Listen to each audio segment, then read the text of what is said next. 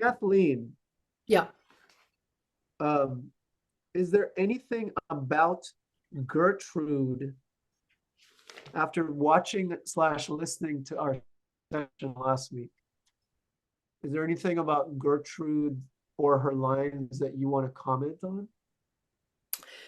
Um, yes, I think one important note, which we could go down the road of, oh, he brings all this stuff up to make her feel guilty, and the black and graded spots, her looking inward, can be related to perhaps on the audience's point of view, she's looking inward and feeling guilty that she was in part aware or in part caused the death of her husband.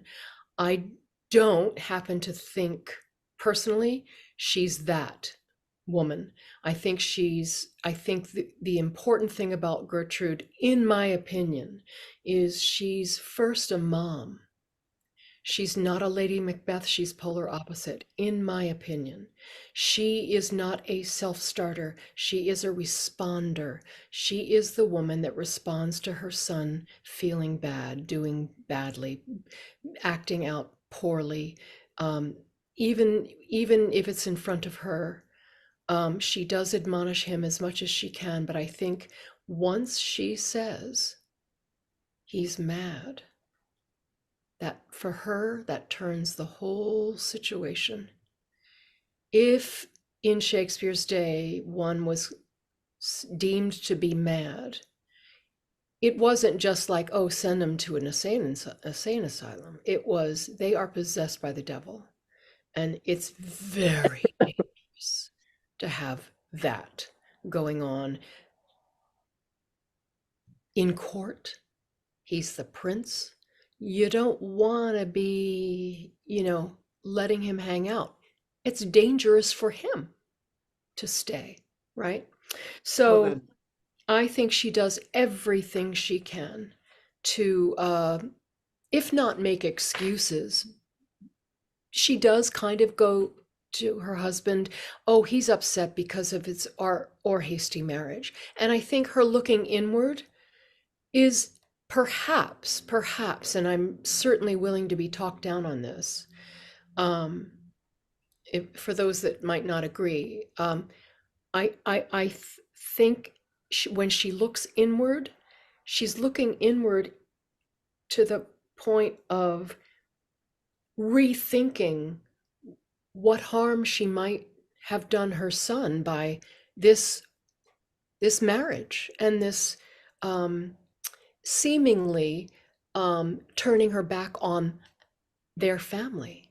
And this is feels very human to me when I look at movies or hear stories about parents that divorce or separate or are widowed and then marry again or find a new boyfriend or girlfriend. The child is a huge deal in that situation. Then if one can support my feeling, and then I'll shut up soon, but if one can support my feeling that mother and son have grown up fairly close together with a kind of an absent father who was off, he was an A personality out fighting wars. He was the big bully guy, and he grew up with her. And it's no wonder that he's a philosopher. It's no wonder that he fights with himself because there's a feminine quality um, in his character that he's fighting against. I feel like the big feminine, like especially in this version.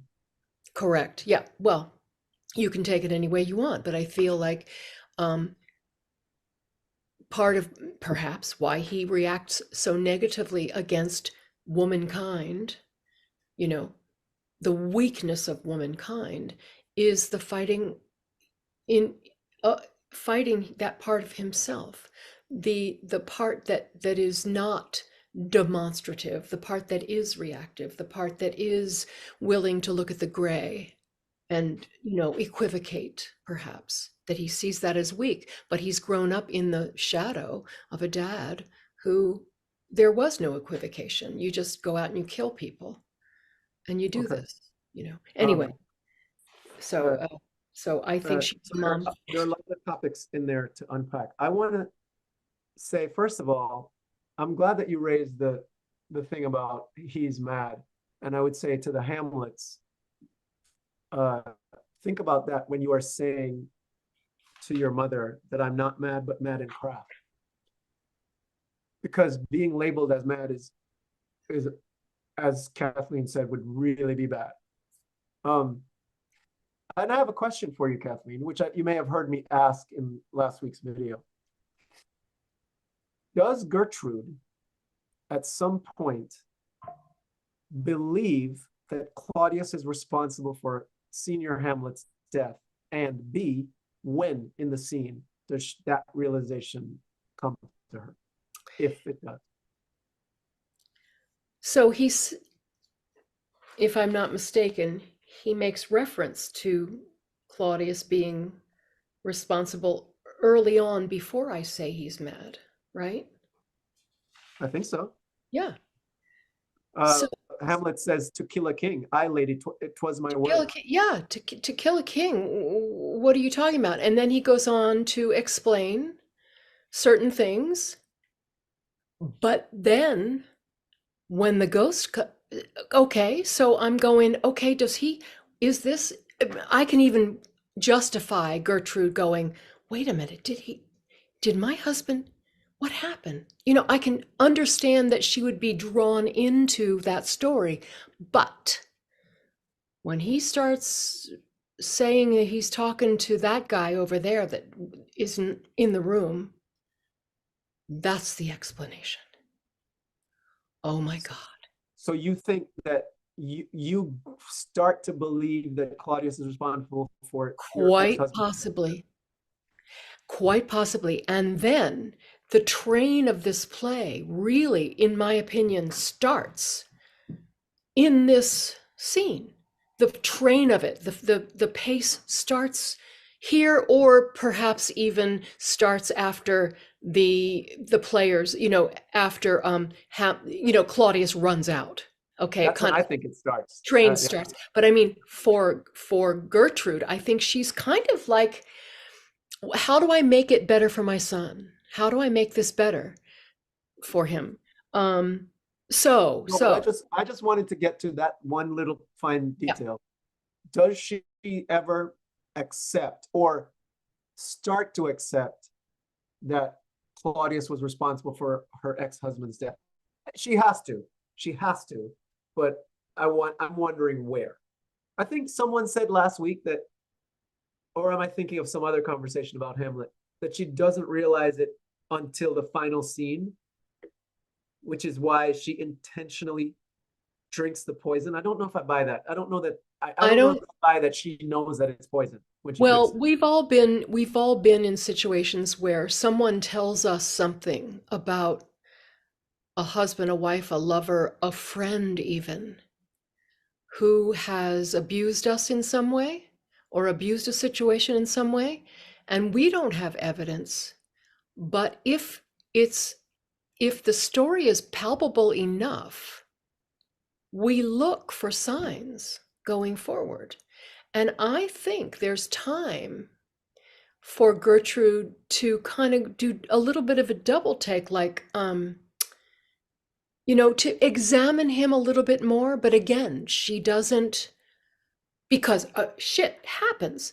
Ophelia. Examine who? Claudius or Hamlet? Yeah, but there's no from here on out. There's no tete-a-tete between she and Claudius. There's other stuff at play.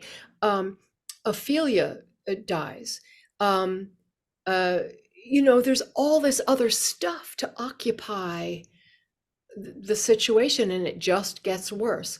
Where I think, and this is what makes, I feel, her a heroic character and not simply a tragic character like Emilia is simply to me, Emilia in Othello is simply a tragic character. I think Gertrude is heroic in that at the very last moment, She sees the ruse. She sees what Claudius has done. She sees that there's a plan to kill him with with poison. And she picks that damn cup up and she looks at him, perhaps, and drinks it right on down because the last word out of her body is Hamlet. She's reaching for her son.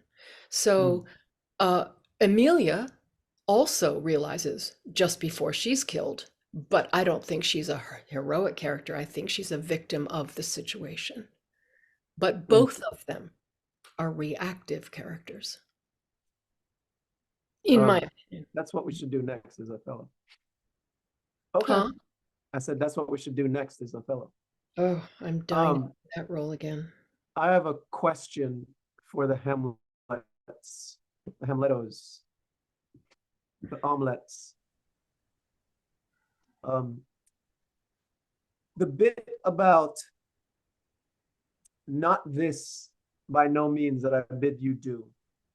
That whole thing which we have said is sarcastic. Do you think that Max's Hamlet should say that bit instead of Charlotte's Hamlet? Would the Charlotte's Hamlet that we have come to know and love, would that Hamlet speak in reverse terms like that? Would that Hamlet just come out and say, don't do this? I don't know. I'm just asking. How do y'all feel about that? Well, I mean, I'm not on board with the sarcastic take. So that to me, I haven't thought of it in that term. So to me, I can make it work. I see how it works. But if you feel like it should be flipped, we can talk about that. But I don't think it's sarcastic. I think it's something else. Here's my challenge. If the one sentence fucks me up in that whole thing, and that is, "'Twere good you let him know." What else could that be but sarcasm? Because we know for sure Hamlet is saying, don't tell him. We know that for sure. Hamlet is saying, don't tell him. Hamlet is not saying tell him. Hamlet is saying, don't tell him. But the words that he uses, or in this case she, is "'twere good you let him know." How could that not be sarcasm? And that's a real question. I would love for somebody to help me to understand that. That sentence is probably my least favorite in the entire canon, because it just makes no sense. Boy, I can think of "'Twere some. good you let him know." It has to be sarcasm, to me, in my opinion. I don't think it's sarcastic, personally. What is it then? I For think who but, I'm not even reading it, but for who but a queen, fair, wise, whatever, would keep such a thing from a spider or a bat? That whole section is weird. And I know we can play it and make it work, but I would like to know what it is. I'd love to explore it. "'Twere good you let him know," I think, could be a warning for her to pass on to Claudius that he knows exactly what the fuck is going on. He knows. That's out of context, though. That doesn't "'Twere good you let him know." Let me pull it up. "'Twere good you let him know" comes right after, "Don't tell him that I'm not in madness, but mad in craft."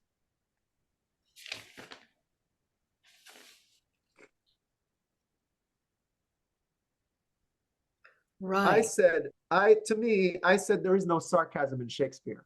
That he's not an idiot. He's So saying it wouldn't work. And the great mind, Gideon Rappaport, put me in my place. He goes, "Oh, there's lots of sarcasm all over Shakespeare." And he gave me some examples. make sure he knows I'm not a fucking idiot. No, but Hamlet is saying, don't tell him that. Let him think I'm mad. That's exactly what he's saying. Right? Am I right? Somebody tell me. My brain I don't read it that way. No. You don't read it that he's saying, don't tell him that I'm not actually mad? Don't. So you think he's saying to her, tell Claudius that I'm mad in craft? That I'm not really crazy. Right. There's method to my madness. Well, it might be the game of if you let him know this, Claudius isn't going to believe me, but that's on fucking him, isn't it? Well, now we're getting really complicated. Now we're adding layers upon layers. Okay, look, see on line 199, just above that. So again, good night. I must be cruel only to be kind. This bad begins and worse remains behind. Okay, that is a signal, perhaps to the actor from the author, that, okay, we're tying this up now. Yeah. But then he goes, one word more, good lady. He's changing tack, in my opinion. Yeah. He's completely changing tack. That what he just said was, you know, don't go to his bed. It's so gross. Boys thinking of their mothers having sex is kind of gross, and we don't want to go there. We don't want to have dirty semen sheets and all of that. But for whatever reason, in my opinion, and because it's a good reason to kind of drive ahead with action here, which is what he kind of does now in the play. He starts being much more active. Is so again, good night. I must be cruel only to kind. This bad begins and worse remains behind. That sounds like a fucking exit line if I ever heard one. It's a definite then, exit line. right? That's how we're playing it. Yes, but then he thinks of something else. Wait a minute. One more word. Okay. Don't do what I just said. Look, here's another idea. Oh, no, that's not, he's not saying don't do what I just said. He's saying don't do what I'm about to tell you. This is not answering my question. Oh, wait. I was taking, following through of what I was just suggesting, that BID refers to what I just bid you do. No? Which was what? Which was don't go to his bed. It's gross. That was near the top of the scene, no? Correct. It was the top of the page. Right? So he goes, so the new Go beat. not to my uncle's bed tonight. That was where help somebody. Yeah, in line Throw away the worst part of it. Yeah, throw away the worst part of it. So that was a little 180. bit earlier. Line 180 is the beginning of the new idea. Don't go to his bed, right? But go not to my uncle's bed. Okay. Okay, but then that beat kind of, in the way I'm seeing it, ends. This bad begins and worse remains behind. And now there's a shift. One more word, good lady. Not this, by no means, that I bid you do. Don't do what I just said. Now, well, I think there's a beat change earlier. Because when Hamlet is done talking about how habit can change your natural instinct and either hold the devil or throw him out with wondrous potency, that idea is over. And Hamlet says, okay, good night. Yes. Okay. And now we're going to talk about Polonius. For this body that this mistake that I just made, I'm very sorry about it, but I'm going to take care of it. So I don't see how by no means that I bid you do could refer to don't go to my uncle's bed. I don't see. Okay. All right. And he says, not this by no means that I bid you do, which sounds very present. Not that by no means that I bid you do, which was past. I don't know. I'm riffing here. Somebody else. Am I way off? Because I agree with the folks who are making the point that playing sarcasm and irony is not very interesting. And I wonder if instead there is some play acting at madness, perhaps because we've reached a level of earnestness that feels maybe a little bit uncomfortable, and backpedaling in order to shroud in some like antics. It's a complicated relationship, Hamlet and Gertrude. And I really loved what Kathleen was saying earlier about Gertrude being a mother first and foremost. And then this second marriage maybe feels like the first time in a long time that Gertrude has done something for herself, thinking first about herself and not about her son. And that has created a tremendous and kind of world, like the Hamlet's universe is off of its axis because of that. And it's easy to get fixated on the death of his father and on the new kingship of uncle, stepdad, all of that. But we haven't really talked about this relationship and what that broken trust means. And when you say we, you mean us in this room, yes, or you mean in the room. play? In this room, we have not talked about that very often. And that's not really an angle that we've introduced into the playing hereof. There has been a lot of earnestness, and I wonder if because it feels so uncharacteristic, it is a tactic change. What if we are playing at introducing some sort of madness from a sense of like, feeling like we got too close to being very painfully real and now have to change this up because I can't be honest with mom anymore and look what she's done. Or a sense of having like freely disclosed so much of the plan to mother who's not entirely a trustworthy person. Or is Hamlet hedging some bets by reverting to this play acting at mad? Like certainly the line is contradictory. And if we want to play it actively as being not sarcasm, I wonder if it's feigned madness for a purpose of establishing some distance with Gertrude once we've really been very close for so much of this scene. Okay, we could try that. But when you say the line is definitely contradictory, you're saying "for good you let him know" is not what he means. The notes that I'm reading say just answer that real quick, Cassie. Is that what you mean? I was talking about the double negative at the top of not this, by no means I bid you do. Like he's backpedaling and we have seen Hamlet, who we acknowledge as being a very intelligent person. We have seen him speak clearly. And now this is a different type of rhetoric than we've seen from him. He's kind of ping-ponging back and forth.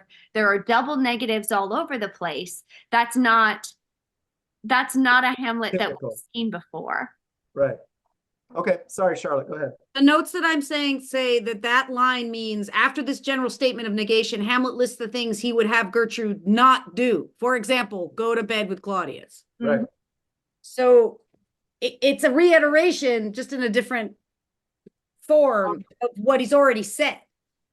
Just to fine tune it a little bit, he has already said don't go to bed with Claudia. Right. But what he's saying here is don't let his foreplay and his flirtation get you to tell him that I'm actually not mad. Yeah, Paul, you're right. Clear. I think you're right. In the exchanges before, should be clear to Gertrude that he's not mad. After the ghost leaves, I mean, other than talking to a ghost that Gertrude can't see, that's evidence that he's mad. But the conversation they have after the ghost leaves should be clear to Gertrude that he is not actually mad. And he just said, okay, I'm going to put the body away because this is going to, the aftermath of this is going to bring more trouble down on my head. I'll have to deal with it. It should be clear to her that he is not mad. And he says, bye, I'm gone. And then he goes, wait, I have one more thing to tell you. Don't tell him that I'm actually not mad. Right? Right. No, Paul, you are, thanks for parsing all of that, because I think you're right. I think you're really right. I was really off. Max had his hand up, Kathleen. Hold on. Go ahead. Yeah, I didn't want to interrupt the flow, but I've been looking at the passage, and it was striking me as like incongruent to have him go like, "'Twere good you let him know." And I think another way of looking at that whole section could possibly be starting with a reiteration of like, don't go to bed with him. But then there's a turning point when he says, and let him for a pair of reachy kisses. So it could be like saying, don't go to bed with him, but let him get this information out because it would be good you let him know. So that could be seen as a turning point. No, I think you have to look at the beginning of the sentence, though. Right, Not, right. don't do this. Don't let the bloke king tempt you to bed, pinch wanton Yeah. on your cheek, call you his mouth, and don't let him. I think Yeah, Max, I think Well, it's all one idea. Don't let him do all those things to get you to talk about what just happened. yeah, right, and that's how I saw don't that let him- initially. That's how I understood it initially. Yeah. But if I'm looking for a reason for him to say, "'Twere good you let him know," I'm led to that possibility that that's like an antithesis kind of thing. Like, don't go to bed with him. And then there's maybe a double meaning with reachy kisses, where it's like on the one side it's disgusting and vile, but also reaching like from afar. Reachy kisses, like let him get this information out because you're a queen and you have no reason to hide information from him, and he's just a vermin. But that's just the only way that I can, like, if I'm trying to look at it from another angle, that's what comes to mind.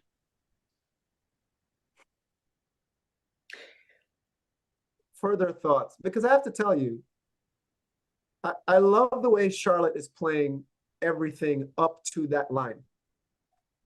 Don't let him come flirt with you and kiss you on your neck and start pillow talk, and then you let the secret out that I'm not mad. But that line is just so weird. For good, you let him know. I've always read it as a bit of a challenge. Their relationship is so complicated, and I think this is the most fractured we've ever seen it. And they're trying, and there are moments of them trying to reconnect, and Hamlet's very bad at it in this moment. And I wonder if it's the way I've always read it is like, if I put this out there, what are you going to do with it? And that's a test. I don't know. That's just the thing that's good about letting him know that is that I, Mama, will stay on the side of my son, the fair, sober, wise woman, and direct myself away from the evil, the bat. Yeah, and I agree with that, because also the next part that we go into is about the schoolfellows and about the plot. So Hamlet's mind is going into the political, it's going into the strategy part.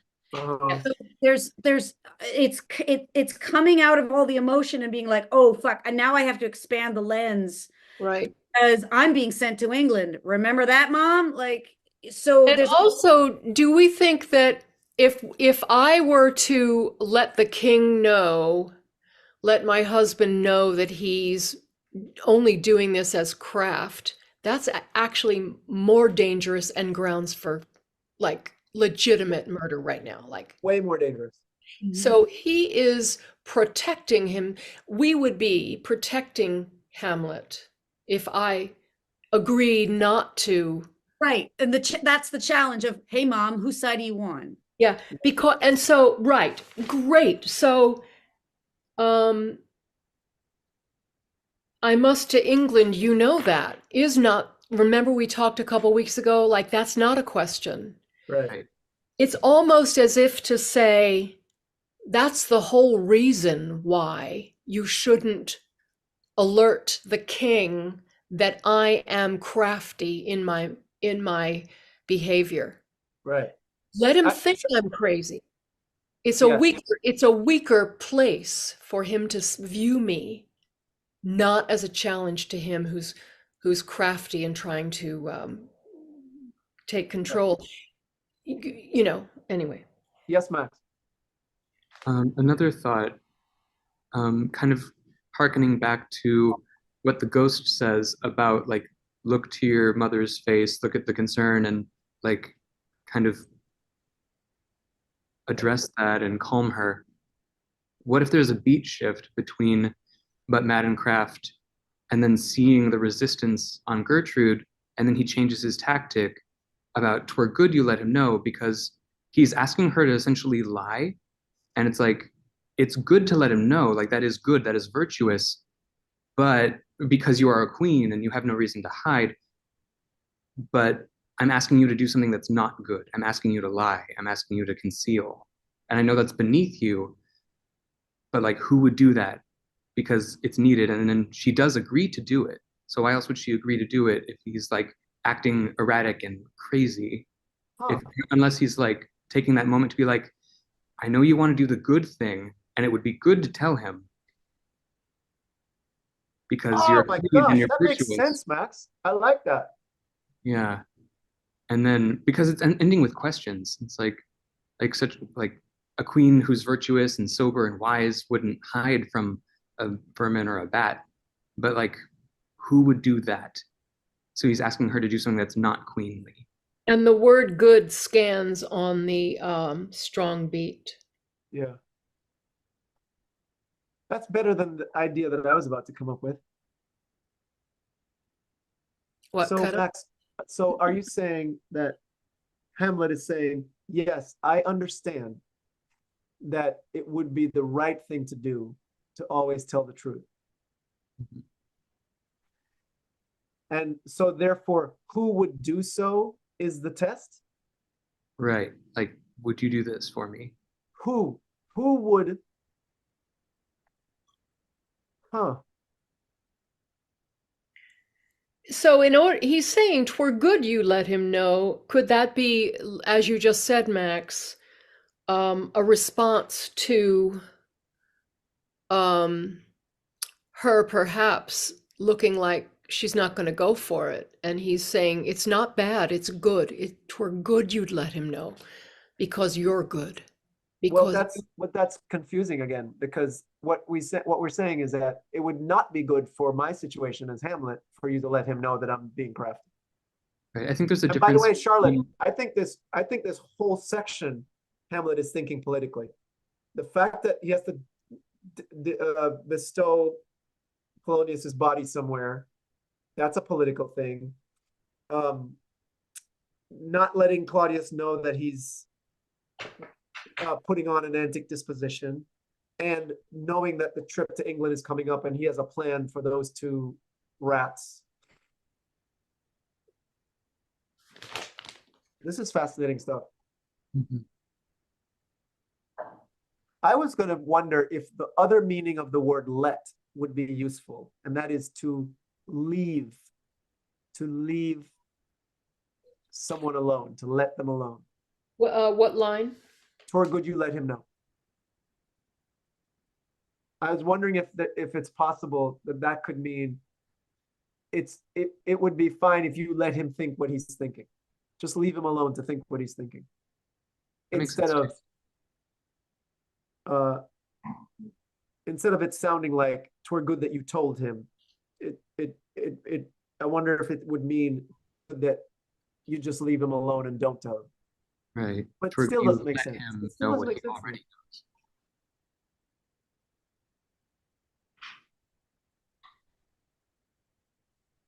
knows. Um,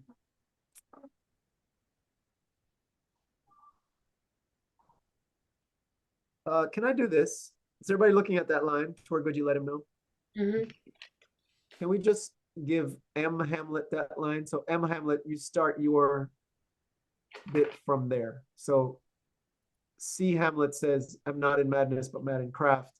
And M Hamlet comes in and takes it to the end. Yeah. That makes sense. Or should C Hamlet say, "Who would do so"? Huh. What do you think, C Hamlet?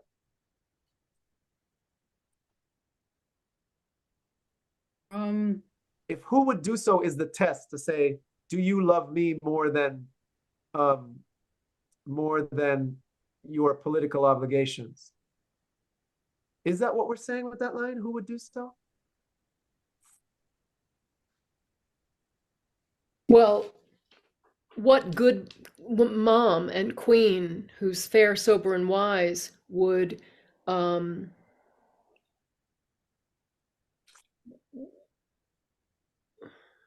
If M Hamlet is saying, yes, I know that it is the right thing to do because of who you are and how virtuous you are, you would do that. And then the line about "who would do so" is a test to see, are you going to go along with what I just asked you by not telling him? If that's a test, and then she says, believe me, I don't have enough breath to speak what you just told me. If that's a test, which Hamlet should say it? It doesn't Right. really matter. And It doesn't she, really matter. so in other words, but be thou assured if words be made of breath, is her saying, I can't, I don't know, I can't do this. And then his answer is, I must to England. Wait, what do you mean you can't do this? I I think be thou assured, you're saying, I understand what you just asked me to do and I'm on board. I think that's what you're saying. No? right, but I can't, okay. To Yes, Max. to bridge these topics, I think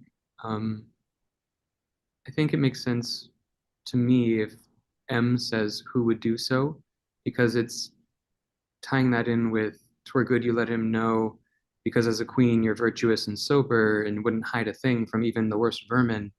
But like if that's what a queen would do, are you a queen or are you my mom who would do this for me? Okay. I mean, that's exactly what I was thinking. So I was wondering if C. Hamlet should say it, but I'm okay either way. Yeah, And no, I and wasn't. Charlotte was wasn't- shaking. Charlotte was nodding as you were saying that. So I'm assuming. Yeah, Charlotte, I wasn't inclined to ask the question. I think it takes the fuel away from what Max has just set up in that section. okay. All right. I think, yeah. And like what What- you were saying what- earlier, Go ahead. well, I was just going to piggyback on what you said earlier about how they do come from such a close background where they relied on each other so much in the absence of the father.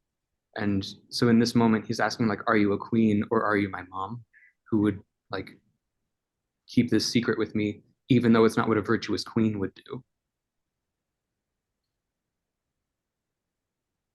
So, okay, right above the bottom, above 210, Mhm. Hamlet's talking about making you ravel all this matter out, right? Yeah. And I think it's you, Paul, and you, Max, that were correct when I say, and I never ever, so thank you, I never read this line this way, but the word assured is her agreement, right? I think so. Be thou assured, I will not, I can't, I couldn't allow him to kiss my neck and turn on you, right? I will. What she's saying is, I will not breathe a word of this. That's Yeah. what she's saying. I never, ever read the line this way before. Thank you. And it's interesting that she only mentions, like, I will not breathe a word, but she's not agreeing to the touch and the bed stuff. She's just agreeing to keep the secret, essentially. Which is his point. I mean, it's really his point. He knows they're fucking. He knows she's Yeah. probably enjoying it. Okay, I'm moving on. Really quickly, line 229. For 'tis the sport to have the engineer hoist with his own petard. I have any production I've been in, it's been engineer, but the word in the folio or in the second quarto is engineer. Do we have And the strong feelings about that lexicon- either way? The lexicon doesn't say he's ever used the word engineer, ever. Only engineer.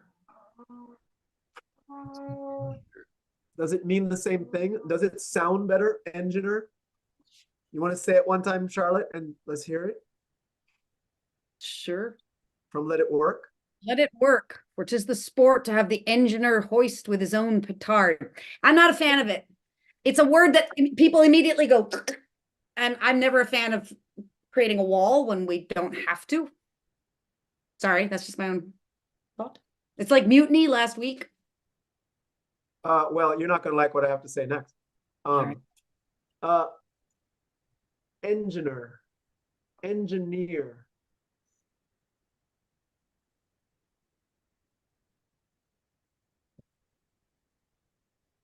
It does sound more muscular. Engineer sounds more muscular. The lexicon says the later folio and some middle, I'm sorry, I don't understand all of this.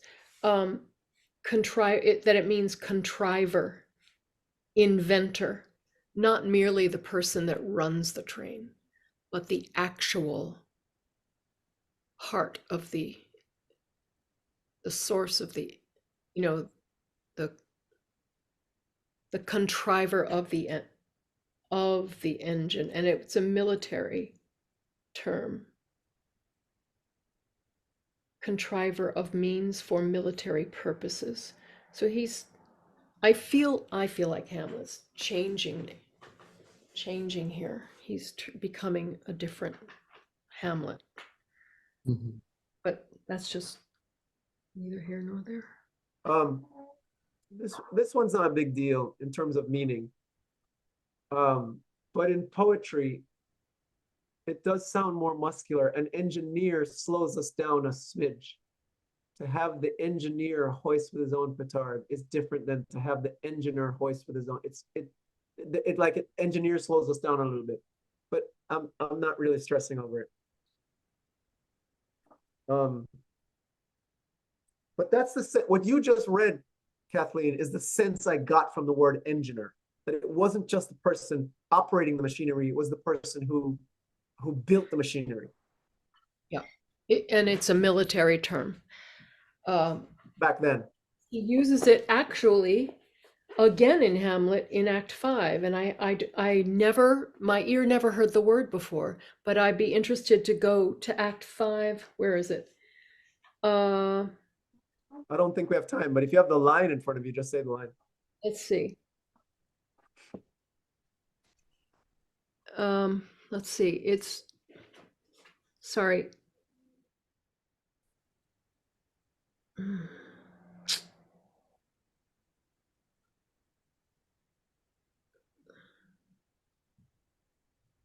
I'm sorry, I can't find Well, it. I'm gonna talk about something else while you do that. Charlotte, you're not gonna like this. I've been thinking about it all last week. I miss Mutine. All right. And I think Mutine, the contemporary audience will get that it's the verb of mutiny. And what we decided to do was take out the indefinite article, the ah. So it's mutine in a matron's bones. We changed to mutiny in matron's bones. Grammatically, that sounds different.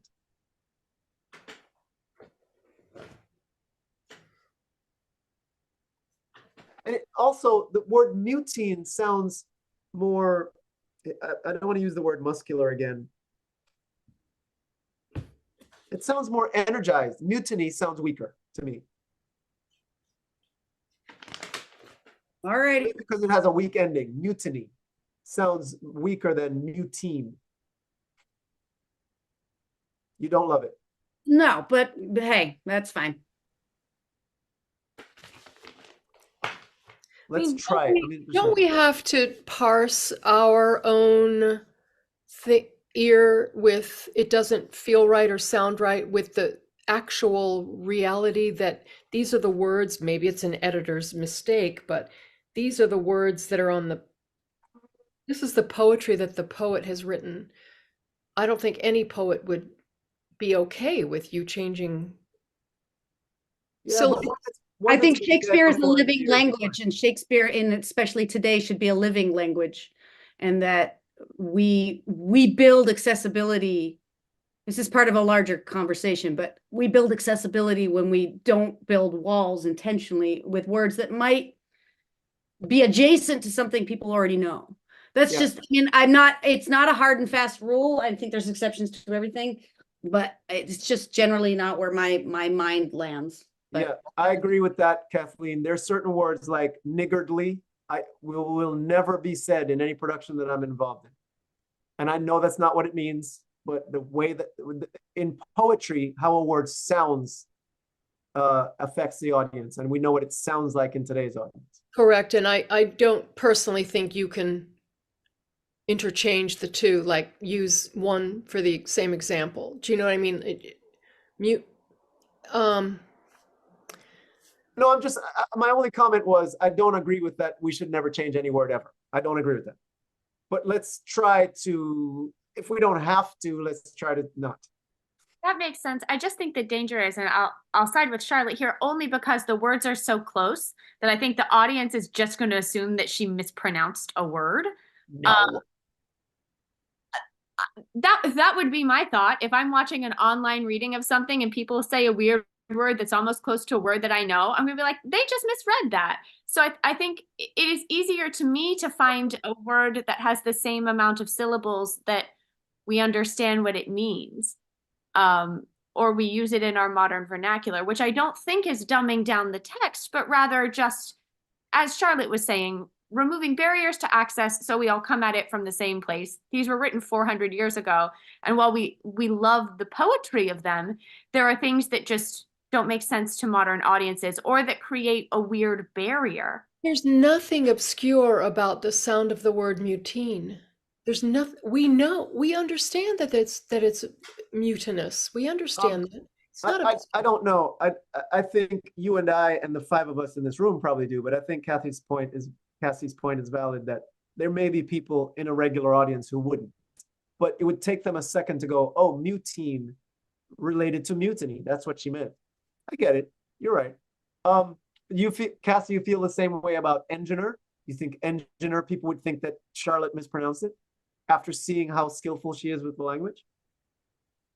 I think I think people are going to be like, what, didn't she mean engineer? Like that, it's so close. I think it's just a mental blip.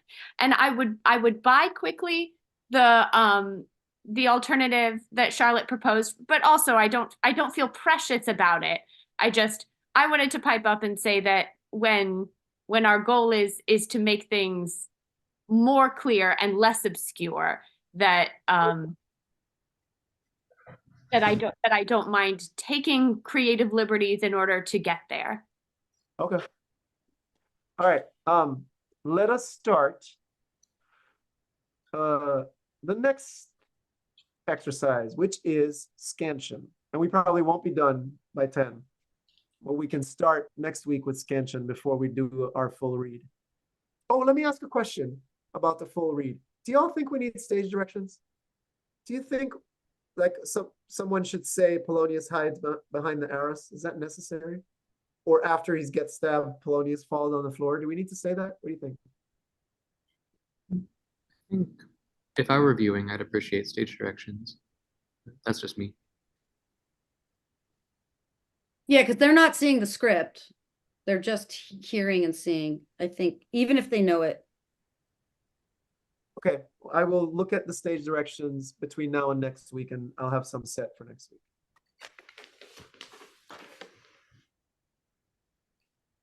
Okay, let us go through from tippy top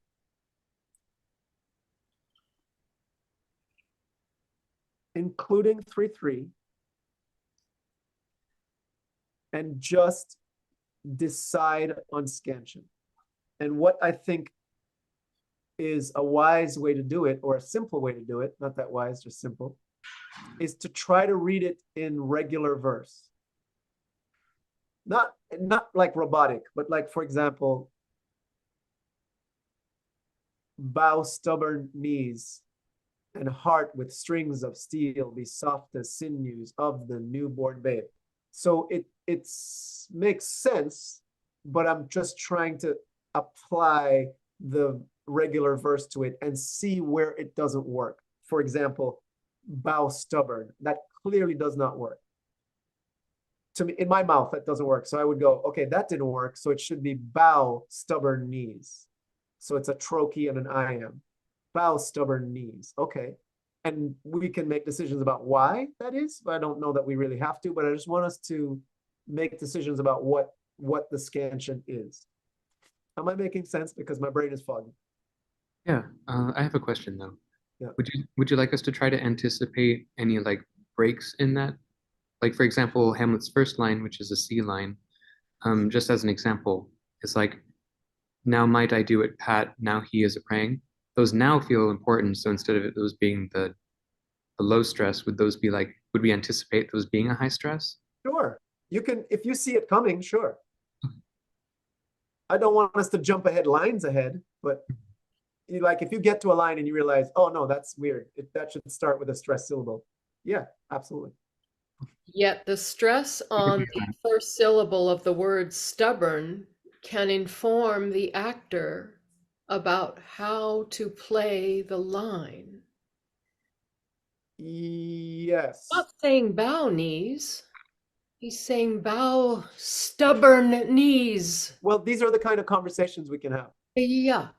This is exactly what I want to do.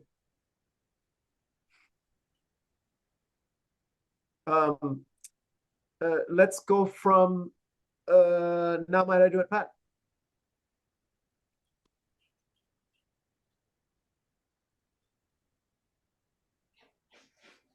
Now might I do it, Pat. Now he is a praying. And now I'll do it. How did that feel? Did any of that feel weird?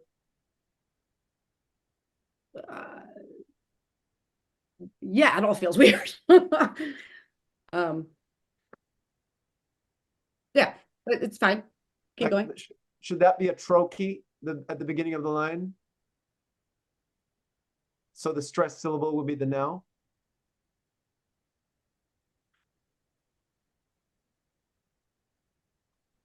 So it would be now might I do.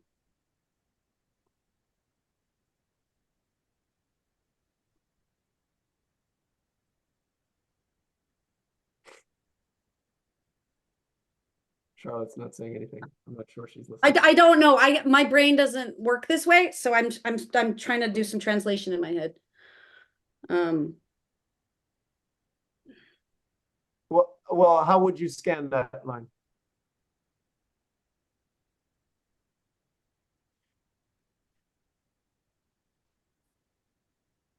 I'm wondering if it's stressed, unstressed, unstressed, stressed, and then the rest of it is regular.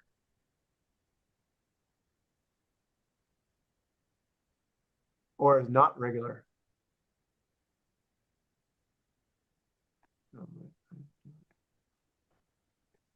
Well, it's certainly an odd line and might give way to showing us, telling us how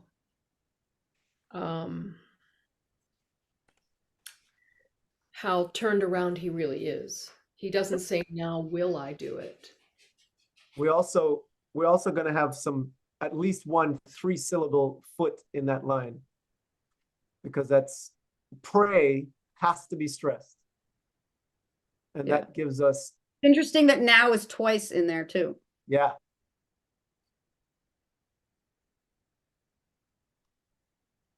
So I think the second now is stressed and the pray is stressed.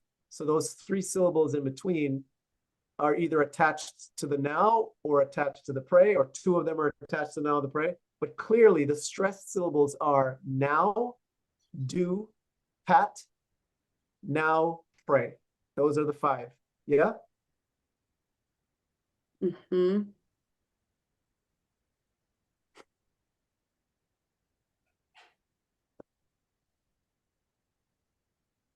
Yeah. You could do the exercise that way, Charlotte. You could just go through and figure out, I mean, say the whole line, but figure out which syllables are stressed, where the 5 feet are. And I think that we might find a couple of lines that have 6 feet. Sure. So go from now again and keep going. Sorry, what do you want me to do? I'm sorry, I don't understand. Just start again and then just keep going. But am I doing it? How am I doing it? I don't. Where do you think the stresses are? Okay. Now might I do it, Pat. Now he is a praying, and now I'll do it. And so he goes to heaven. And so am I revenged?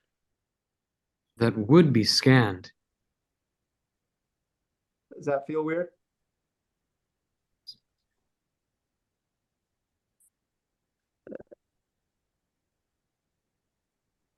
No, it's fine. Feels fine, I think. You think stressing the would feels comfy?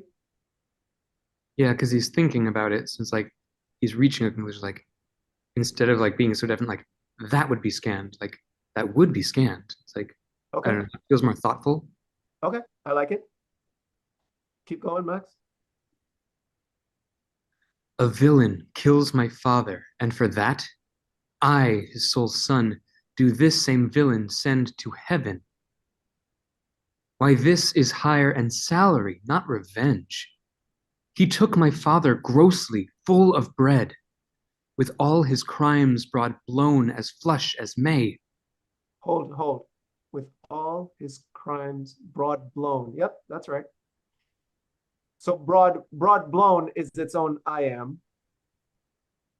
Mm-hmm. Yeah, that's lovely. Sorry, keep going. Go ahead, Charlotte. And how his audit stands, who knows, save heaven. But in our circumstance and course of thought, 'tis heavy with him, and am I then revenged? To take him in the purging of his soul, when he is fit and seasoned for his passage. Hold. Tis heavy with him. But in our circumstance and course of thought, 'tis heavy with him. 'Tis heavy with him. Huh. 'Tis heavy with him. And am I then revenged?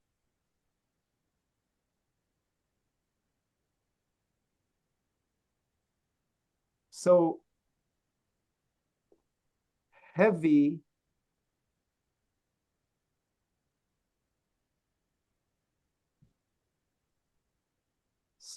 with him. Yeah, never mind. Yes, the have and the him have to be stressed. Okay. This is another one with like 12 syllables that we need to do some, not eliding, but some expanding of feet.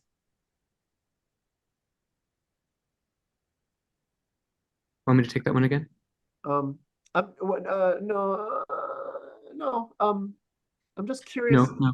where the irregular lines are, because some of it is very regular. To take him in the purging of his soul, when he is fit and seasoned for his passage. That has a weak ending, so not totally regular. Mhm. But so much of it is regular. Huh. I'm sorry. Yeah, go from up sword, Max. Up sword.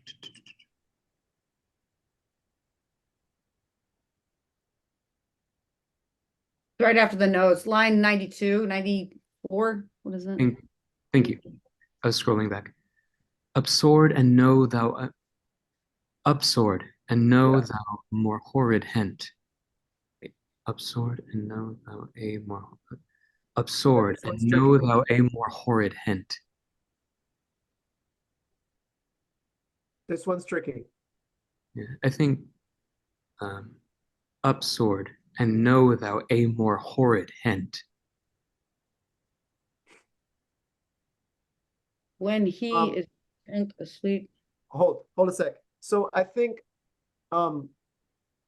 thou is its own I am. Unstressed, stressed. The is not more stressed than the word more, but thou is a totally fine I am. And know thou a more horrid hint is totally fine. Even though is not as stressed as the more. Am I Okay. making sense? I think so. So the feet, one foot is thou which Mhm. sounds like an I am, unstressed, stressed. Thou more har id hent. Okay. So I So think I don't think we need to hit the that hard. I hear you.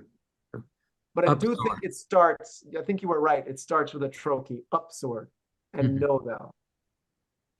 Up sword, and know thou a more horrid hent. Yep. Sorry, keep going, Charlotte. When he is drunk, asleep, Or in his rage, or in the incestuous pleasure of his bed.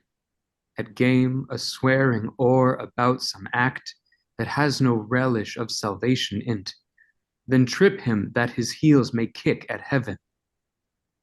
And that his soul may be as damned and black as hell, whereto it goes. My Max, mother's. would you want to say then trip him? By the way, this exercise is not to like restrain your creativity by saying we need to observe all the scansion. That's not what this is about. I just want you to understand what the scansion is and think about why it is what it is. But when you get to reading it, I mean, you're going to read it like a human being. Mhm. A human being who understands the poetry of it. I Sorry, think so would you like to say then trip him or then trip him? I like the emphasis on trip. Feels Okay. more active. And here's another example of Oh, but then if you do emphasize then, it puts more emphasis on like then trip him, like not now, but later. a more horrid hint. Hmm. I could see that too. But the sound of the word trip and the sound of the word kick is an opportunity there. Right. Those and trip him that his heels may kick at heaven. Then trip Yep. him. I think either way works.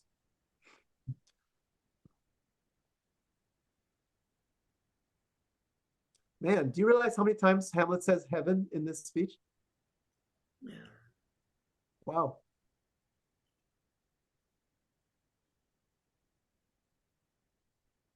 Sorry. My mother stays. I know that one's mine. I'm looking for it. My mother Yeah. stays. 100. Thank you. My mother stays. This physic but prolongs thy sickly days. Cool. He will come straight, pray you be round with him. I'll Now, warrant you. is this regular verse? I'll warrant you, fear me not withdraw. It is. Wow.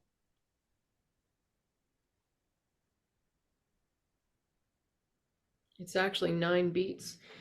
But I am only dealing with what's written on our page here, Right. not multitudes of others. So Correct. um, if I'm working with a 9-beat line, I would take 1 beat before withdraw. Or you could take it before fear. Either one. Yes, better. That's even better. Okay. I'll warrant you. Fear me not. Withdraw. I hear him coming. Yeah. Because fear is stressed, not is stressed, and draw is stressed. So the taking the beat before fear poetically is easier, or Yes. easier to hear. Sorry, go Hamlets. Are we No. doing stage direction there though, just for next week? Like, will there be something there? We don't know yet. Yes, I won't say enter Hamlet, or actually, I might ask Cassie to read stage directions, but we'll talk about that. But I mean, it could be Polonius, just as simple as Polonius hides. I mean, that, that's brilliant. Thank you. Polonius hides. It bugs me. I think I'm gonna put it. I don't want to make a decision now, but I think I'm gonna put it before I hear him coming. so that we don't miss out on this shared line. But that's me being a scansion nerd. And you all can tell me to shut the hell up. I just want to know to expect it so we don't step on each other. I think I'll put it before I hear him coming, but I'll make that decision during the week. We have time next week to rehearse a little bit before we actually do it. So, but yes, that's a good point. Polonius hides. Now, mother, what's the matter? Hamlet, thou hast thy father much offended. Mother, you have my father much offended. Come, come, you answer with an idle tongue. Go, go. You question with a wicked tongue. Why, how now, Hamlet? What's the matter now? Have you forgot me? No, by the rude, not so. Hold. Have you forgot me? Have you forgot me? No. Yeah, I think. By the rude is 1 foot. By the rude. Hmm. Have you forgot Not me? me. No. By the rude, not so. I hear that. Which is how you read it. That wasn't a correction. That's exactly how you read it. Okay, cool. Keep going. You are the queen. You are the queen, your husband's brother's wife. And would it were not so, you are my mother. Nay, then I'll. I want to give you an example of why I like going through this. And I do this on my own when I'm working on Shakespeare. There are some lines that you just naturally read a certain way for whatever reason. We don't need to get into why. And then when you do the scansion, you realize, oh, it really should be the other way. And one of them is almost everyone that I've ever seen play Hamlet says, you are the queen. No, by the rude, not so. You are the queen. Which you can justify, but I think it's how you just said it, Max. You are the queen. So anyway, that's just me saying this is why I like these scansion exercises, because you can find stuff and you go, oh, wait a minute, what does that mean? What is the difference between you are the queen and you are the queen? Mm-hmm. There's a difference. And you may choose to go the other way, and that's fine, but as long as we understand what the difference is. Yeah. And you can justify either way, but this is why I love this kind of stuff. I'm sorry for geeking out. Go ahead. Sorry, go ahead, Kathleen. Nay, then I'll set. Nay, then I'll set those to you that can speak. Come. That's an interesting line. Nay, then I'll set those to you that can speak. Nay, then I'll set those to you that can speak. Huh. Nay, then I'll set those to you that can speak. Because maybe you're not letting me? I don't know. I'll set those to you. I have heard, in fact, in the Kenneth Branagh movie, she stresses can, and it makes sense. Mm-hmm. In a way, but speak is, I'd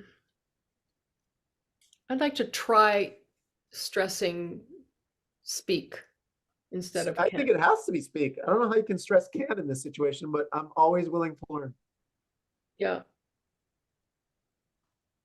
But what was interesting to me is that there's an I am. Those two is an I am. Set those to you that can speak. Nay, then I'll set those to you that can speak. That's so interesting. You want to stress the can, don't you? Kind of, but there's something demonstrative about not stressing the word can or making the word speak more. Is there something that we've said earlier that would make her go, you can't speak or I can't speak? I'm going to find somebody who can speak. I don't think we've set that up. So I don't know that we need to stress the can. Well, I just said something rude to you. Your husband's brother's wife. Yeah, that can speak properly, that can not disabuse me. Right. So I don't think stressing the word can would help me to understand the story. No, I agree. I agree. Okay, I'm so sorry. Keep going, Charlotte. Come. Come, come, and sit you down. You shall not budge. You go not till I set you up a glass where you may see the inmost part of you. What wilt thou do? Thou wilt not murder me? Help ho! What ho, help! Now, a rat dead for a ducat, dead. I have a question. Yes, After help ho, yes. there are 5 beats, possibly, that come in the middle of that line. Help ho, ba ba ba ba ba. What help ho help? Right? If we're treating help ho and what ho help as the front and the back of a line, I'm just wondering, it's sort of stupid on Zoom to even think about it, but Yeah, I'm there's not even gonna worry about it. I'm not even yeah, gonna worry about it. but there's an opportunity for action here if were being staged. Yeah. Okay, after dead for a ducat, dead, there will be a stage direction. Oh, I am slain. Okay. Can you say that again, Paul? Oh, I am slain. Oh me, what hast thou done? Nay, I know not. Is it the king? Oh, what a rash and bloody deed is this? A bloody deed. Almost as bad, good mother, as kill a king and marry with his brother. Ooh, As nice. Let me ask a question. Nay, I know not, is it the king? That is clearly a short line, right? yeah, I don't think there's a line of prose in this whole scene. So how should we treat that? that I take a breath before I say, oh, what a rash and bloody deed is this? Okay, cool, done. Sorry, go ahead, Kathleen, as Kill a King. Well, also I could take a beat before nay, I know not, where he's like, nay, I know not. Is it the king? Where he's trying to put it together. That's another possibility. Yeah, that's really up to you uh, as the owner of that part of that line. Really. Oh, I am slain. Oh me, what hast thou done? Nay, I know not. Is it the king? So if there's a foot before that, like beat, beat. Nay, I know not. Is it the king? Oh, what a rash and bloody deed is this? A bloody deed. Almost as bad, good mother, as kill a king and marry with his brother. As kill a king? Aye, lady, it was my word. Thou wretched, rash, intruding fool, farewell. I took thee for thy better. Take thy fortune. Thou find'st to be too busy in some danger. Is some danger. Yeah. Thou find'st to be too busy is some danger. Leave wringing of your hands. Peace. Sit you down. Okay, this is a very interesting scansion. What are the stressed syllables in this one? Be more specific, what line? What you just read. Leave wringing of your hands, please sit you down.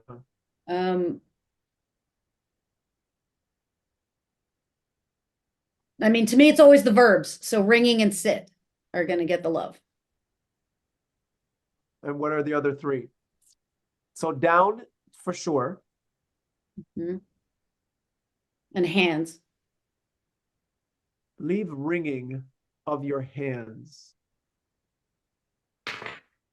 So of is also a stress, not super stressed, but in Scansion world, it's leave ringing of your hands, peace sit you down. Or is it, okay, you want to stress sit. Okay, never mind. Okay, cool. I mean, if this were staged, I imagine there's a lot of hubbub, and it's like, get her down. You're not gonna fucking run away. You're not gonna mess this up right now. I'm in charge. Yes. Okay, sorry. Keep going, Max. And let me wring your heart, for so I shall, if it be made of penetrable stuff. If damned custom have not brazed it so, that it be proof and bulwark against sense. What have I done that thou darest wag thy tongue in noise so rude against me? Such an act that blurs the grace and blush of modesty, calls virtue hypocrite. Takes off the rose from the fair forehead of an innocent love, and sets a blister there. Makes marriage vows as false as dicers' oaths. Hold, please. I don't want you to go nuts with this, Max, but blush of modesty. Mm-hmm.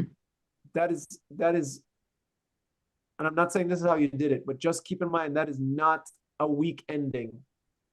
The Y in modesty is actually the end of a stress syllable that blurs the grace and blush of modesty. You should not read it like that. I'm not saying you should read it like that, but just be aware that the poet put that syllable in a stress position. Okay. And think about why. Can I try that one again? Sure. Such an act. Such an act that blurs the grace and blush of modesty. Yes, you don't even have to. That was too much. Yeah, you don't have to go nuts with it, but he wanted you to get to the end of the word. Anyway. That blurs the grace and blush of modesty. Yes. Okay, so back to, oh, such a deed as from the body of contraction plucks the very soul, and sweet religion makes a rhapsody of words. Heaven's face doth glow with tristful visage, as against the doom is thought sick at the act. Ay me, what act that roars so loud and thunders in the index? Look here, upon this picture and on this, the counterfeit presentment of two brothers. See what a grace was seated on this brow. Hyperion's curls the front of Jove himself. And I, like Mars, to threaten or command, a station like the herald Mercury, new lighted on a heaven-kissing hill. Hold, please. Two little words that I just wanted to let you guys know are in stress position. That does not mean that they need to be hammered. Just want you to let you know that they're in stress position. The first one is, and on this. Look here upon this picture and on this. You don't have to read it like that. And the other one is, or command. And I, like Mars, to threaten or command. I'm just letting you know that they're in stress positions. Those were not line readings. Anyway, let's keep going. Max, a combination. A combination and a form indeed, where every god did seem to set his seal, to give the world assurance of a man. This was your husband. Look you now what follows. Here is your husband, like a mildewed ear, blasting his wholesome brother. Have you eyes? Could you on this fair mountain leave to feed and batten on this moor? Huh? Have you eyes? You cannot call it love. For at your age, the heyday in the blood is tame. It's humble and waits upon the judgment. And what judgment would step from this to this? Sense sure you have, else could you not have motion, but sure that sense Uh, is. Max, sense sure you have. How you want to scan that? I put the emphasis on sense and have. Okay, I agree. Sorry, keep going. Sense sure you have, else could you not have motion, but sure that sense is apoplexed, for madness would not err, nor sense to ecstasy was ne'er so thralled, but it reserved some quantity of choice to serve in such a difference. I think the first way you were going was correct. But it reserved some, yeah. okay. I don't think the but is that important. Okay. But it reserved some quantity of choice to serve in such a difference. What devil was't that thus hath cozened you at hoodman blind? Eyes without feeling, feeling without sight, ears without hands or eyes, smelling sans all, or but a sickly part of one true sense, could not so mope. Isn't that Oh, interesting? Listen to how many trochee iambs there are. Eyes without feeling, feeling without sight. Huh. Eyes without feeling. Feeling. Huh. That's a very interesting line. Eyes without feeling, feeling without sight. Feeling without sight. Eyes without feeling, feeling without sight. Huh. That's fantastic poetry. Ears without hands or eyes. Smelling sans all. Fantastic. Sorry, Charlotte, go ahead. But not so mope. Sorry, Max. oh, shame, where is thy blush? Rebellious hell.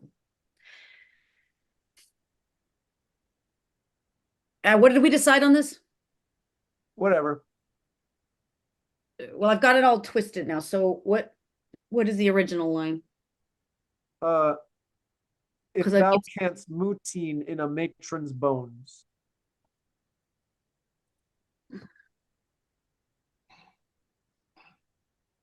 Thou canst mutine. Okay. Rebellious hell. If thou canst mutine in a matron's bones, to flaming youth, let virtue be as wax and melt in her own fire. Proclaim no shame. When the compulsive. Hold a second. Hold a second. And melt in her own fire. Proclaim no shame. Isn't that interesting that her is in a stress position and melt in her own fire? Her referring to virtue or her referring to virtue, yes? To flaming youth, let virtue be as wax and melt in, yes, the her refers to virtue, right? Yeah.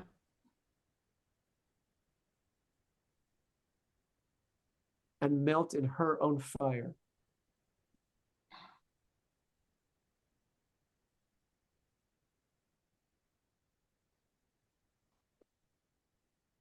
To flaming youth, let virtue be as wax and melt in her own fire. Yeah, Charlotte, I don't think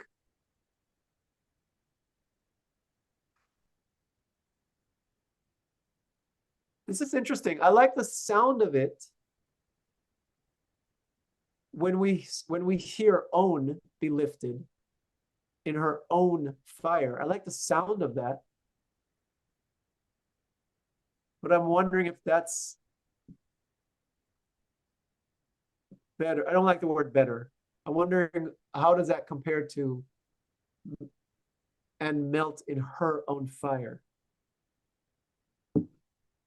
Let virtue be as wax and melt in her own fire. Let's have a conversation about it. Everybody, what do you think? And it's not a big deal, but it fascinates me. Cassie, I see an idea struggling to get out of your face. Yeah, I need to hear it out loud. I think I'm having a hard time imagining the implication. Does that make sense? Yeah. Meaning, is that a nice way of saying it doesn't matter? I would like to hear the two proposals before I decide which one feels juiciest. You want to do it, Charlotte, or you want me to do it? Hold on.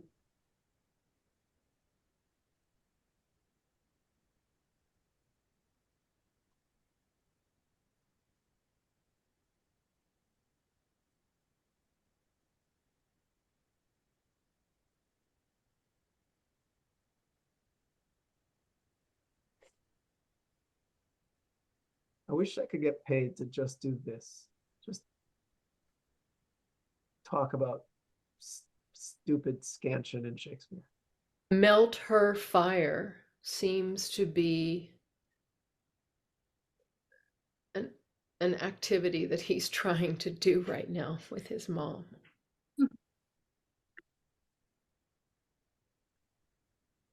Yeah, I don't know if the virtue is the her. Is it the matron's bones? I don't know. I'm confused on that. If thou canst mutine in a matron's bones, Well, if virtue is wax, isn't that what's melting? let virtue be as wax.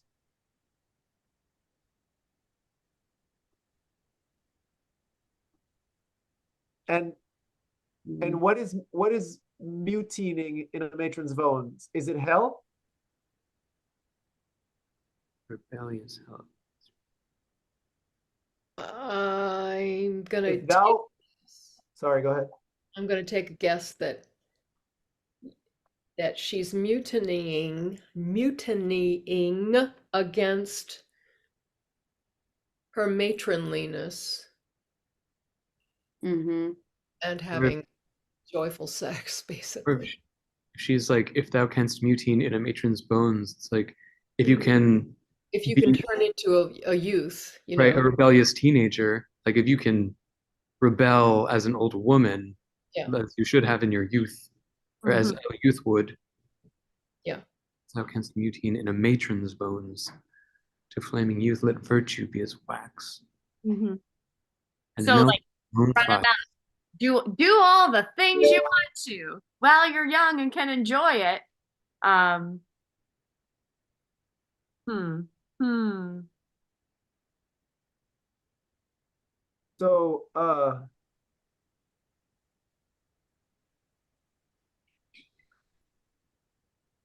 Charlotte raises a very interesting question. Does her refer to virtue or the matron? Mm-hmm.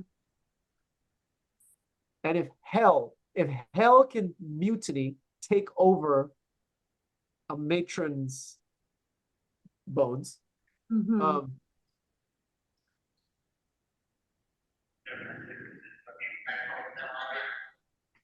To flaming youth, to the heat and passion of youth, virtue does not stand a chance. Mm-hmm. But we already knew that, Shakespeare. I mean, is this a sarcastic line?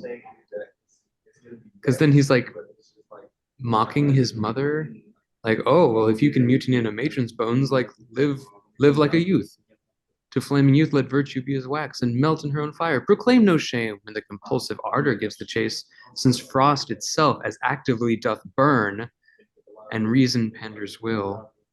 Yeah, it's I don't know if it's sarcasm, but well, it might be, but it's certainly passive aggressiveness for sure. because he's saying when sexual desire is strong, nothing else matters. Right. Since Um, The compulsive ardor gives the charge that even frost would burn when everybody gets hot. And reason goes out the window and Yeah. gives into urges. mhm. Yeah. Because like panders means gives in to. No, let's look it up. Like, I think I know how to use it in a sentence, but I don't know exactly what it means. Like, oh, you're pandering. You're just You're pandering to, yeah. You're like kissing up to. right. Or you're just agreeing to gratify or indulge. Yeah, reason panders to will. Yeah. Like allowing the will to indulge itself. Correct. And And in the line previous, the analysis I'm reading credits her to be the fire of the woman's lustful loins, according to this analysis, but I don't know how much credence we want to give that. So virtue, like wax, is melting when it comes into contact with her lady parts. With With you. with I hope flaming lady that's- parts. Yes, melted because of stuff that's happening, and I hope that that is the soundbite from this week.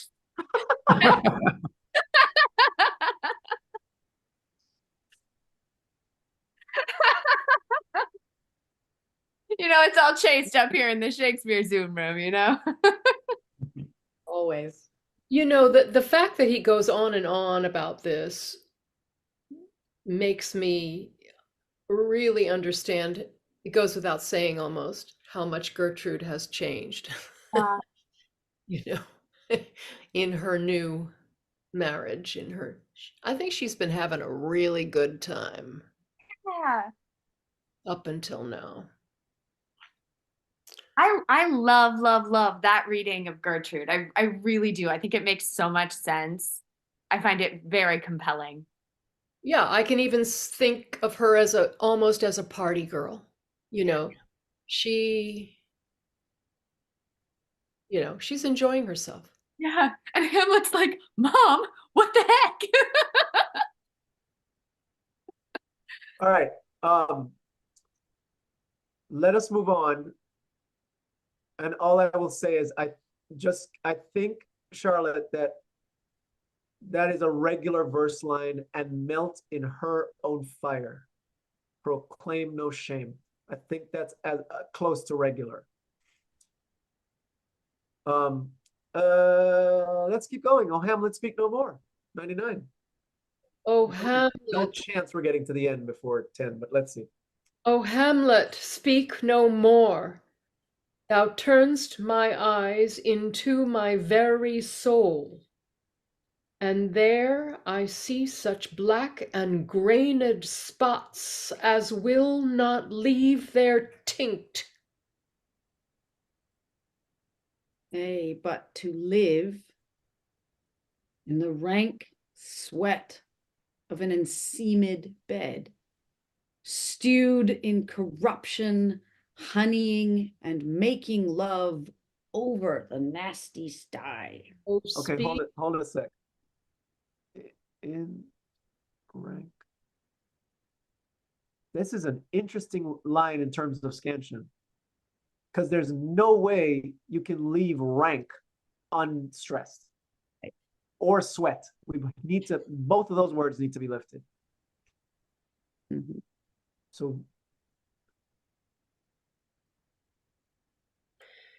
So you could actually say of an very quickly, because the vowel sounds ovenin, ovenin, seemed, ovenin. But seem is stressed. So I like that an is in a stressed position. Of an and seamed bed. And because of an is an I am to itself. That's a foot to itself. So I don't like running over the an. Got it. Of an and seamed bed. I mean, you don't have to say it like that, but Sweat. Yeah. But how do we treat the first two words of that line? Do we say in the rank sweat, or do we run over the in the rank sweat, or in the rank sweat? That's the beginning is what we need to iron out. And once we do it, it'll be fucking amazing. Well, everything is one syllable except the word enseamed, and that might give you some currency to stress the and sweat and Or stress in, nay, but to live in the rank sweat. in the rank Wow. sweat of an enseamed. Hamlet really means this shit. Yeah. Yeah. It's not flowery there. Highlighting a lot of words. Yeah. What do you think, Charlotte?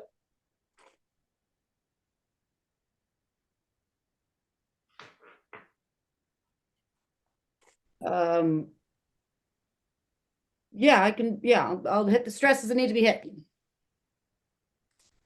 Yeah, yeah. Stewed in corruption.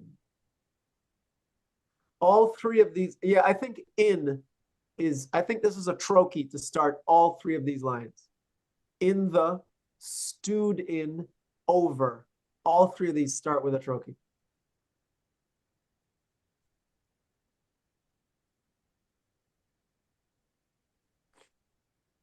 Okay, cool. Where were we? Oh, speak to me no more.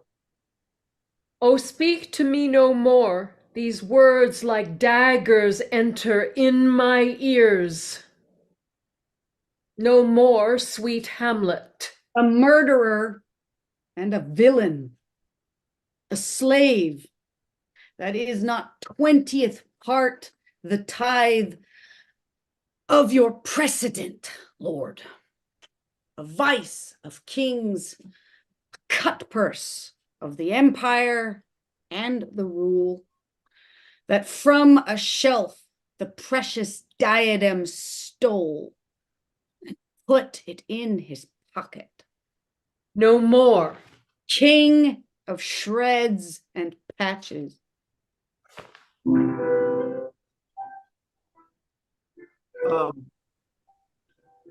Kathleen. Yeah. I think there's a beat before I say no more. Yeah, I think so too. Even though it looks like an interruption, I think there's a beat. Yeah.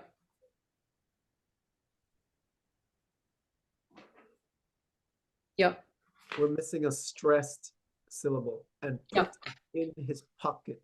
No more. Mm-hmm. A king of shreds and patches, the ghost enters. Go ahead. Save me and hover over me with your wings, you heavenly guards. Whose piano is that? It's on my end. It's in this space. I'm in a shared space. Gotcha. Save me and hover over me with your wings, you heavenly guards. What would your gracious figure?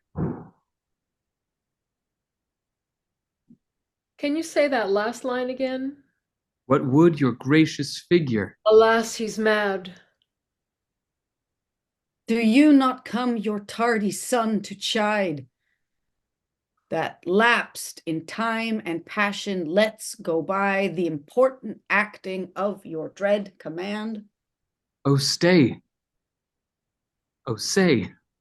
Do not forget. This visitation is but to whet thy almost blunted purpose. But look, amazement on thy mother sits, so step between her and her fighting soul, conceit in weakest body, strongest works. Speak to her, Hamlet. Speak to her, Hamlet. How is it with you, lady? And I don't think this is a shared line. I think you can take your time before you say it. Okay. Because you're trying to come up with like, oh, speak to her? Okay, what am I going to say? Okay, I'll try this.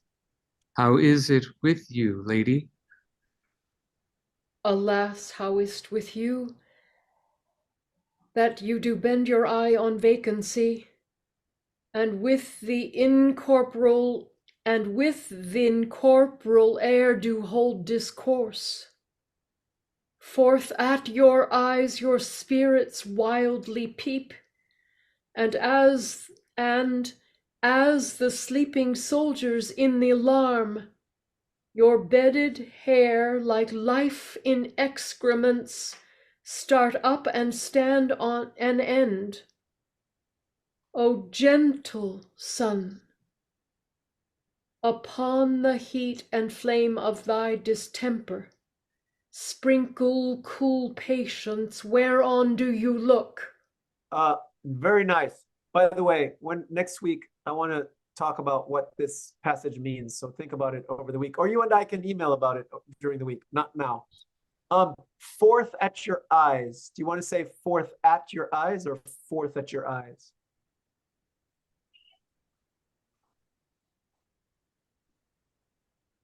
Or you can think about it.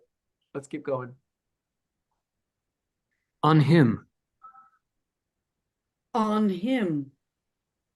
Look you how pale he glares. His form and cause conjoined, preaching to stones, would make them capable. Okay, hold a sec. His form and cause conjoined, and then he goes to a trochee, right? Because that can't be preaching. Could it be preaching to stones? It needs to be preaching to stones, right? Mm-hmm. Preaching to stones. There's a little weirdness in there. His form and cause conjoined, preaching to stones. So it disrupts the rhythm a little bit. I wonder why. Would make them capable. Sorry, go ahead. Do not look upon me, lest with this piteous action you convert my stern effects. Then what I have to do will want true color, tears, perchance, for blood. To whom do you speak this? Do you see nothing there? Nothing at all, yet all that is I see. Nor did you nothing hear? No, nothing but ourselves. Why, look you there, look how it steals away.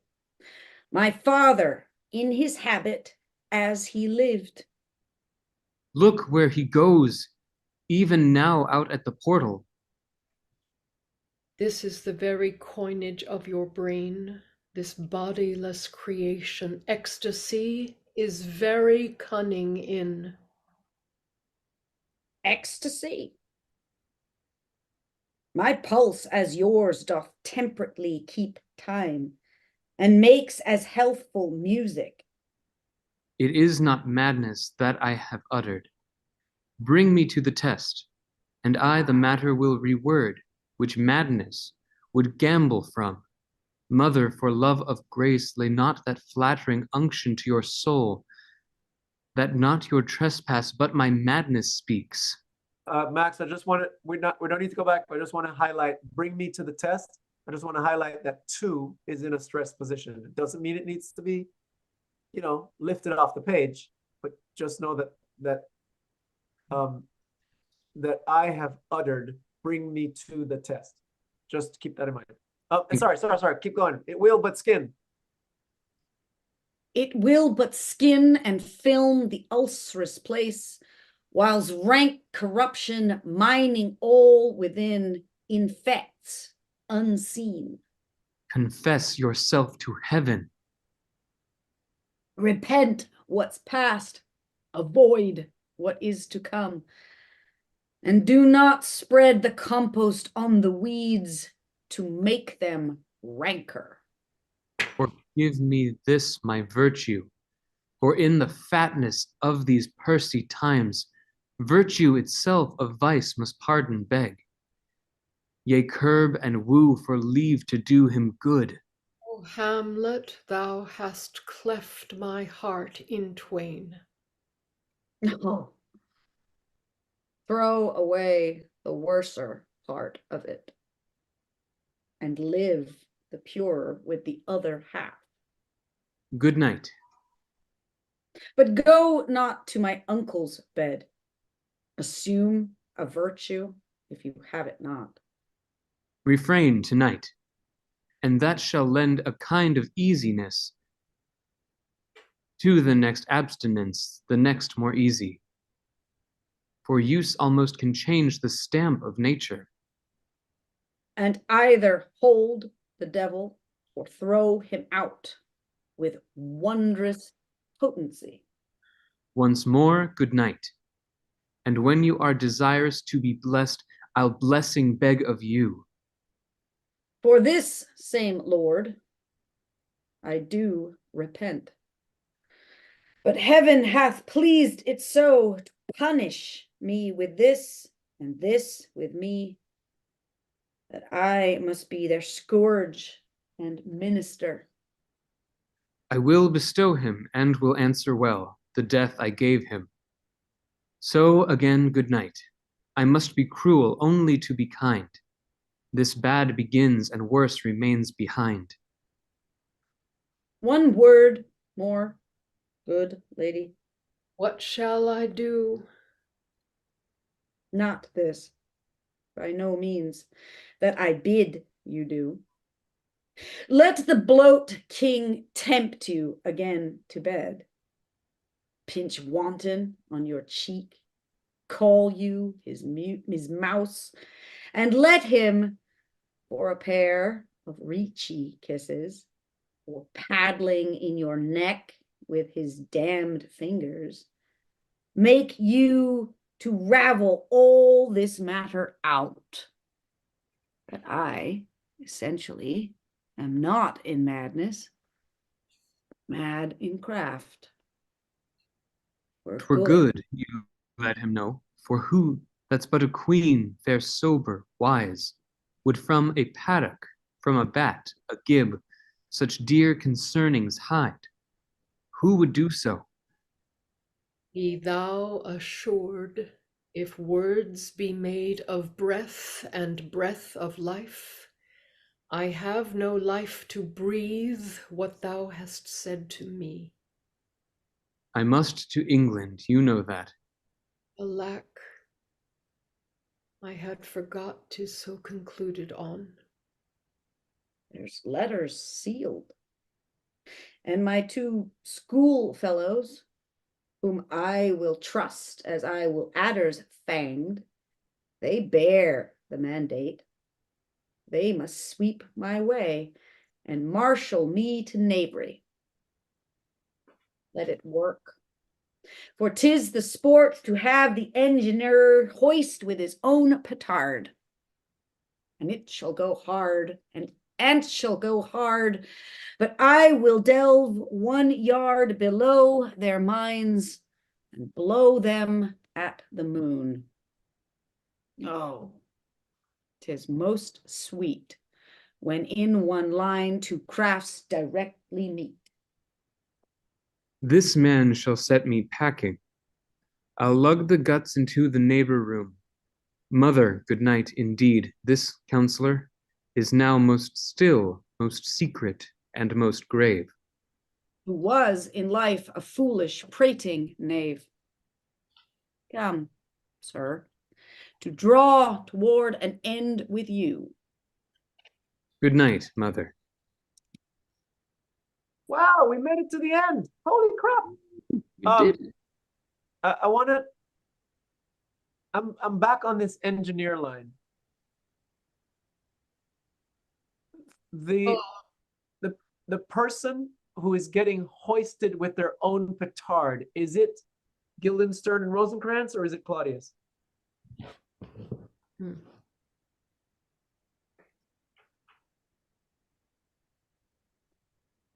To have the whatever engineer or engineer hoist with his own petard, is it Claudius or is it the two schoolfellows? I think it's Rosencrantz and Guildenstern, because that second part of the line is about the mines. And the second part of the line, you use a plural pronoun, their minds, and blow them at the moon. And I know I'm going on the ship with them. And Right, but in this part of the line, you use a singular. You say his, hoist with his own petard. It's very interesting. I just noticed that. I don't know that the metaphor makes sense plurals. You're not having engineers hoisting with their own petards. Like plural doesn't work with the metaphor. I think he can be talking about plural Rosencrantz and Guildenstern, but I don't think that plural tracks in the metaphor itself. Does that make sense? Makes total sense. So this is why I'm thinking that Hamlet's talking about Claudius. Or do you not think that, Cassie? You think he's talking about Rosencrantz and Guildenstern the whole time? What I am saying is that I don't think it being singular means that it can't mean Rosencrantz and Guildenstern. What I'm saying is I don't think that the metaphor holds up were it to be plural, but since the rest of the line is about them, then it makes sense for me that it is about my two schoolfellows. Okay, then let's go back to engineer. Is that cool, Charlotte? Yep, that's fine.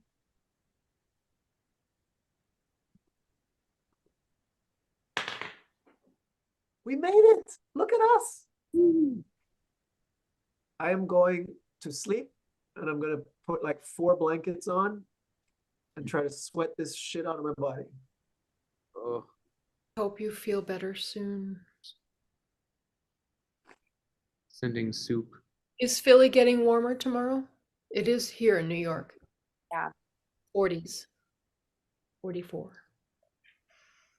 Should be in the 50s by Saturday. Hmm? Should be in the 50s by Saturday. Fingers crossed. I'm ready. And then is it next week that another snowstorm is coming? I see another snowstorm on the, because when you said that, I got nervous and looked at my app and I didn't see any snowflakes, but that doesn't mean that they're not coming. Okay. You all are glorious and I adore you. Mine says 80% chance of snow on Sunday. Oh, I see rain. We shall Oh, see. it's funny. It says rain, but the little diagram thingy is of snow. That, what? It Hey, says Paul, rain. can I ask a quick question? No, you're right, Cassie. It's rain. It's rain. My bad. Yes. Yes. On line 119, you heavenly guards. That's a short line, and I wonder if that's what makes her say, alas, he's mad, because she goes right into finishing, what would your graces figure, alas, he's mad. I think that works fantastically. Good Okay. point. Okay, I'm not keeping you not even 1 minute over. Good night. You are all fantastic. I love you all. I will be better next week, I promise. You next week. That's up. Kathleen, next week I want to discuss, or you and I can discuss it during the week, that section about like the soldiers in the alarm. I want to talk about Sure. that passage. Sure. And then we'll read it one time and I'll give like notes. I'm loath to say acting notes, but notes. And then we'll talk and geek out and then we'll do it. Great. Oh, here's a question for you. No, I'll ask it next week. I don't want to keep you. Sleep Good night. tight. Thank you. Thanks.